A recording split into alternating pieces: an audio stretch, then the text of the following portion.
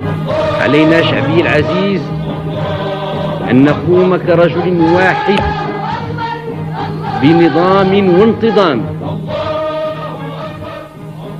لنلتحق بالصحراء ولنصل الرحم مع إخواننا في الصحراء. سلام الله عليكم ورحمته تعالى وبركاته، وأسعد الله أوقاتكم بكل خير، ومرحبا بكم في حلقة جديدة واللي غادي نحاولوا إن شاء الله أننا نطرقوا من خلالها لموضوعين. الموضوع الأول اللي غادي نشوفوا من خلاله هو حملة التضامن ديال السعودية مع المملكة المغربية. المغاربة رواد مواقع التواصل الاجتماعي يتفرجون يضحكون، والشعب السعودي يلقن العصابة الحاكمة في الجزائر من خلال ذبابها المتعفن دروسا لن تنسى. غادي نشوفوا أولا في هذا الموضوع كيفاش أن الإعلام الاسترزاقي الجزائري من قلب الجزائر يعترفون بأن الجزائر تعتبر وكر كبير للدعارة. هادشي ماشي احنا اللي قلناه، وإنما غادي نشوفوه من خلال الإعلام ديالهم. غادي نشوفوا كذلك الحملة ديال التضامن ديال السعوديين مع المغاربة، وهما كيف ما قلت كيردوا على التهجم غير المسبوق ديال الذباب الإلكتروني الجزائري على المملكة المغربية. وغادي نشوفوا كذلك واحد التدوينة واللي فيها أن سعودي نفس الكتابة نفس الرد ديالو على حساب، فغادي تبدل مرة أخرى صاحب هذا الحساب الجزائري اللي كيأكد على أنه من يردون على المملكة المغربية ما هم إلا ذباب خبيث، ذباب متسخ تابع للعصابة الحاكمة في الجزائر. كنهضروا إخواني أخواتي على حسابات وهمية لا أقل ولا أكثر.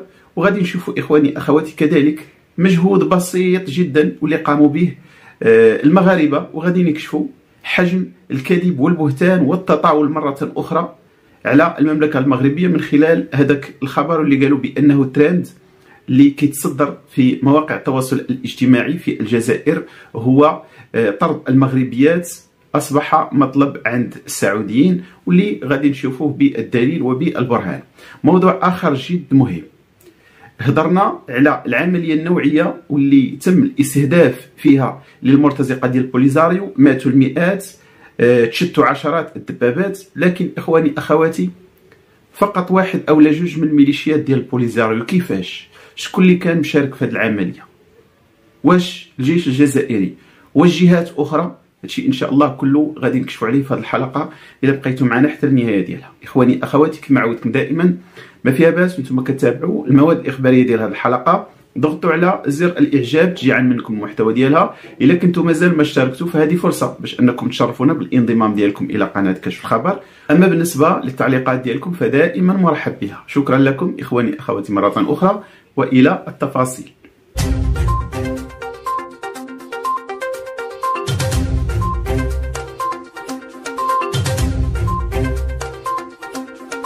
سلام الله عليكم. لم أكن أتوقع يوما بأن الإخوان ديالنا في السعودية يكنون للمملكة المغربية هذا الكم وهذا القدر من الاحترام، يعني إلى درجة أن المغاربة صبحوا كيتفرجوا فقط. الموضوع ما فيه شفنا هذاك البرنامج الفاشل واللي نشرته إحدى القنوات الرسمية، ماشي قناة خاصة، قناة رسمية، واللي مرة أخرى وإسوة بما قامت به وكالة الأنباء الجزائرية، وكالة الكذب، واللي قالت بأنه في المملكة المغربية هناك ما هناك الأشياء يعني أصبحنا متعودين عليها. لكن هذا البرنامج الجديد فغادي ينشر واحد الهاشتاغ كيقول بأنه في السعودية، واللي كيقولوا بأنه هذا الهاشتاغ اللي تصدر لائحة ديال الهاشتاغ في السعودية، واللي كيقولوا من خلاله طرد المغربيات أصبح مطلب لسبب وحيد. كيقولوا هادشي دائما الذباب الالكتروني والاعلام الرسمي الجزائري بانه المغربيات صبحوا كيمارسوا تمرديله بشكل كبير وصبحوا مرفوضين من طرف السعوديين والسعوديات الى غير ذلك. هذا الخبر يعني الافتتاحيه ديالو غادا تبدا بمغاربه بسطاء، المواقع في الانترنت سهله، كتدخل دخل اسم بلد كيعطيك اللائحه ديال الهاشتاغ الاول والثاني والثالث، يعني الترتيب شحال ما بغيتي، يعني حتى يساليو لي هاشتاغ. فكيف ما كتشوفوا اخواني اخواتي هذه الصوره، اول شيء مشينا للسعوديه اللي قالوا بانه هذا الهاشتاغ راه كيتصدر لائحه الى غير ذلك، فغادي نصيبوا كيف ما كتشوفوا بانه الهاشتاغ الاول النصر ضد الوحده، كان واحد المباراه واللي كان فيها رونالدو اللي بالمناسبه يعني تالق فيها الحارس المغربي الحمداوي، تمديد اجازه العيد، فضل شاكر والدته، دقيقه. ما كاينش شي حاجه في الجزائر اسمها طرد المغربيات مطلب، ما كاينش. لما كنمشيو للسعوديه كيعطيونا الهاشتاغ الاول السعوديه، الوضع العام، علم الجزائر.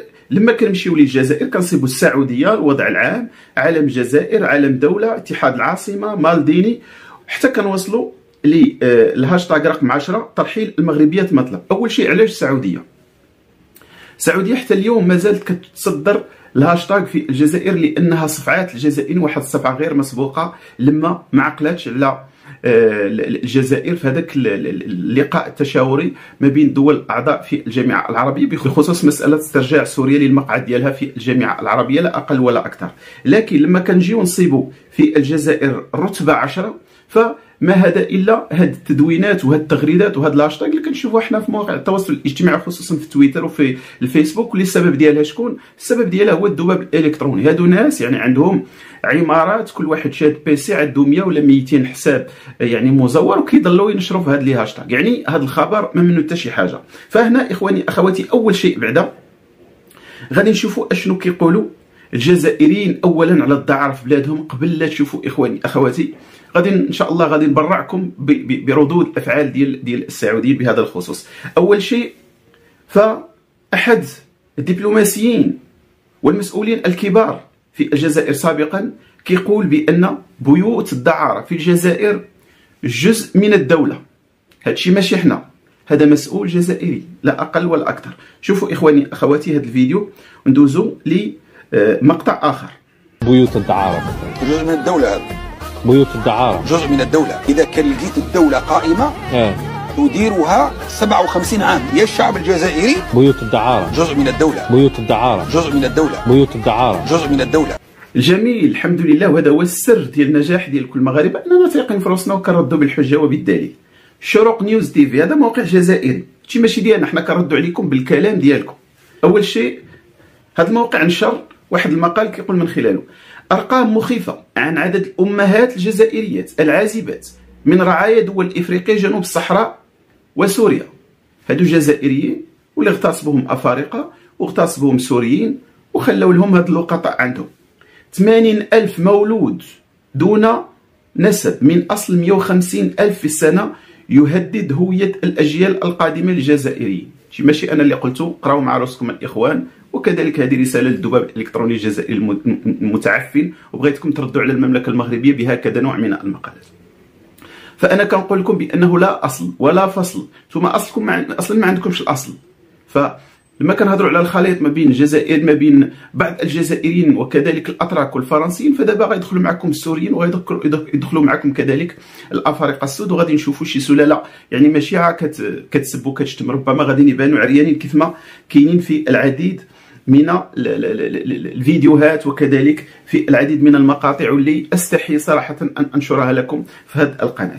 هنا اخواني اخواتي السعوديين ما عجبهمش الحال، لانهم كيشوفوا بانه الجزائر ما بقاش مكتفي فقط بالمملكه المغربيه، وانما في ظل العلاقات الطيبه والممتازه ما بين المملكه المغربيه وكذلك السعوديه، فبغاو انهم كيف ما تنقولوا يشعلوا الميش لا اقل ولا اكثر. وغادي نردوا عليهم وغادي نبداو سلسله ديال التغريدات وديال الاجوبه، وبغيتكم اخواني اخواتي تتبعوا معايا بالحجه والدليل.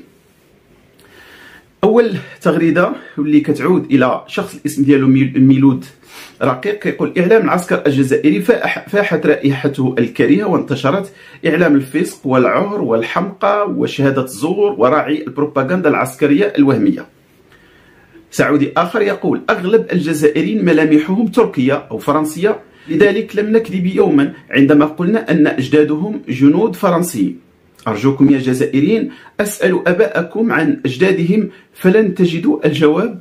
مرفوق واحد الصورة ديال الجزائرية وهي كتشطح مع عسكري فرنسي، وكذلك جزائريات في الأسفل اللي كتشوفوهم في الصورة عريانين. الأخبار ديال السعودية حتى هي غادا ترد، يعني موقع رسمي عاجل سيتم إجلاء 128 جزائرية يشتغلن بالدعارة مدعيات بأنهم مصريات مغربيات وتونسيات. الحمد لله سيتم إخراج سلالة المني الفرنسي النجس من أرضنا الطاهرة الشريفة. هذا الشيء من السعودية.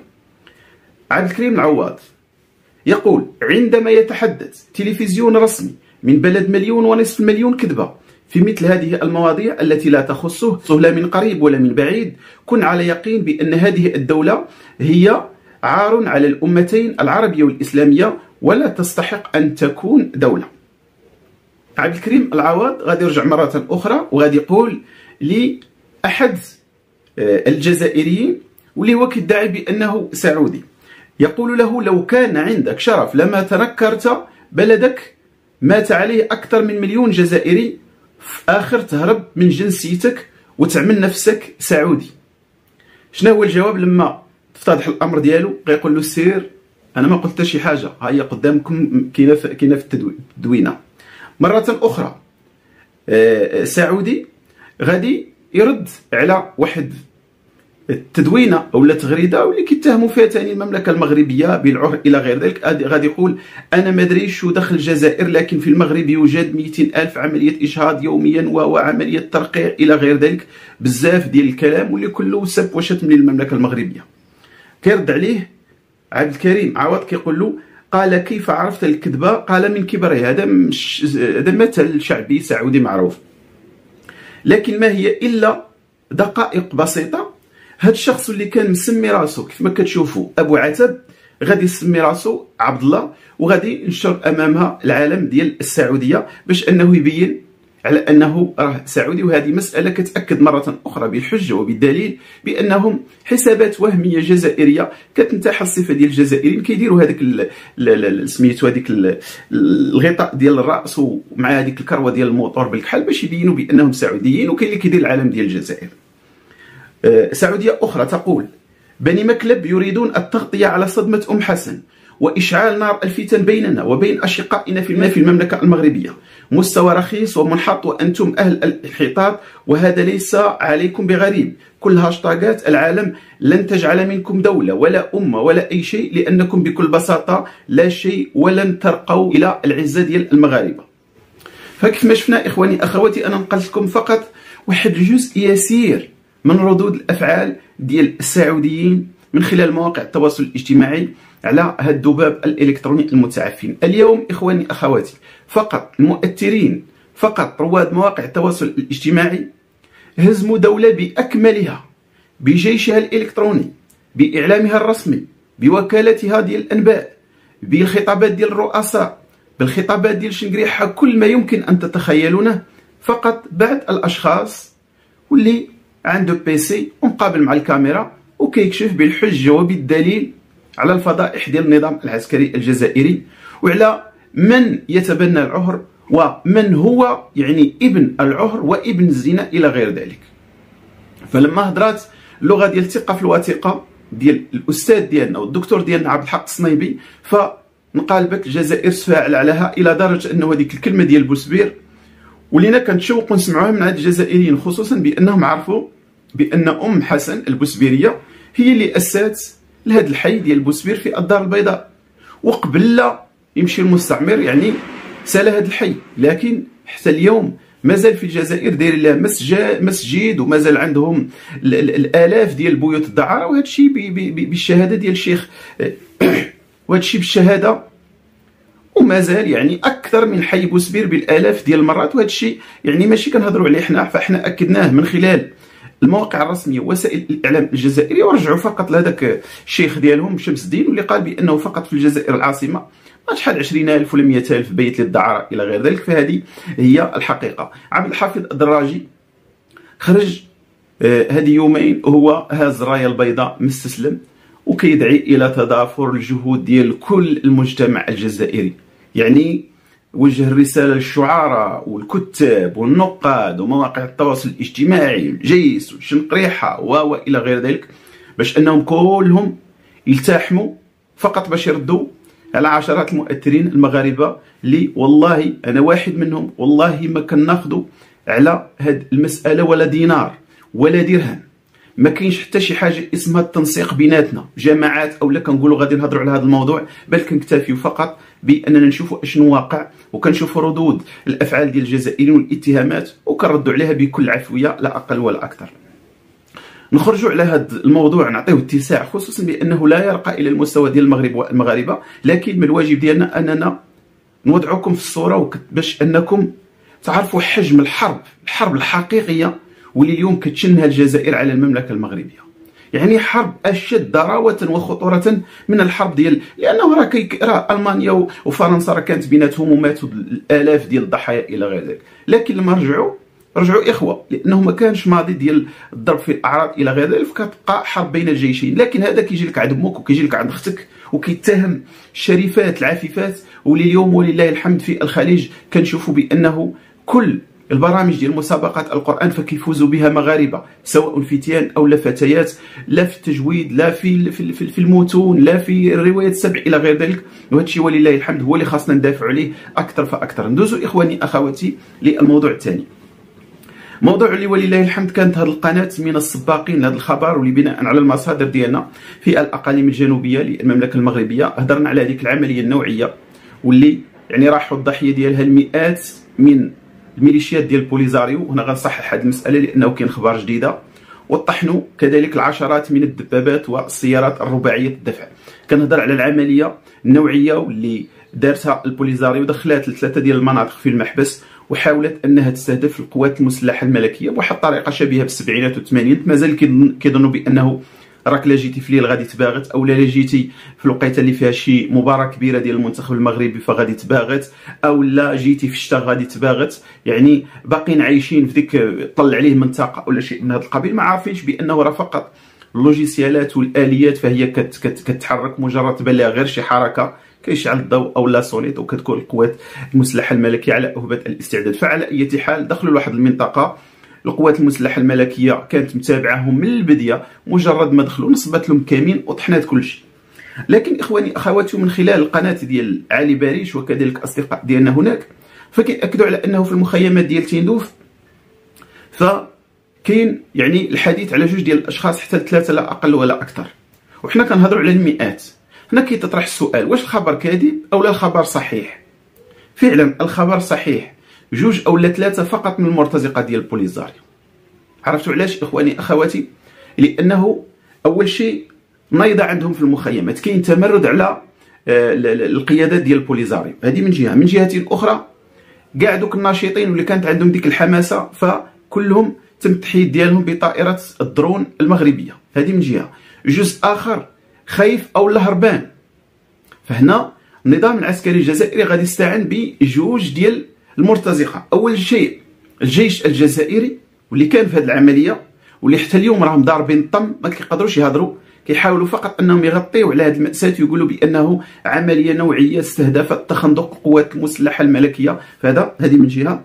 من جهه اخرى كاين اخبار خطيره واللي حنا اليوم تاكدنا منها كيف ما العديد من الاخوان، وحنا بصدد اننا نديروا تحريات ونوصلوا بالفعل الى الاسماء واللائحه والتنظيمات واللي تشتوا في هذه العمليه النوعيه. اكيد المخابرات المغربيه داخله في هذا الموضوع، فكتقول هذه الاخبار بانه عدد لا يستهان به من المرتزقه واللي جابهم النظام العسكري الجزائري من المنطقه ديال الساحل. لما كنهضروا على المنطقه ديال الساحل فارهابيين كينتميوا لكل التنظيمات، عطيه الفلوس ويجي انه يدخل. فهاد التنظيمات واللي هي يعني نقدروا نقولوا ماشي عمليه نوعيه ديال البوليزاريو ما عمرها كتعدى العمليه النوعيه. هذا شنقريحه والمخابرات ديالو الفاشله والجيش ديالو المثلي وكذلك مرتزقه من المنطقه ديال الساحل هما اللي تحول تراب المملكه المغربيه وبالضبط الصحراء الغربيه المغربيه، كنهضر على الرمال، الى واحد المقبره كبيره، بحيث انه كيف ما قلت وقالوا كل الاخوان ولا آلية ولا شخص دخل رجع، يعني جاو كيف ما تنقولوا انتحروا او لا حفروا القبر ديالهم بيدهم. اخواني اخواتي شكرا لكم، شكرا لاصغائكم، والى لقاء قادم بحول الله.